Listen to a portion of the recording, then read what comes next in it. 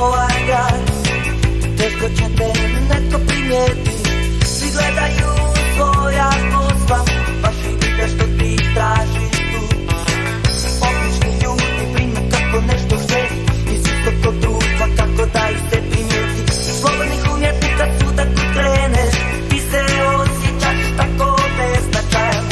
Osvrni se na mene, pogledaj me, ne žuriš tako. Ima vremena, uvijek ne možeš tako lako.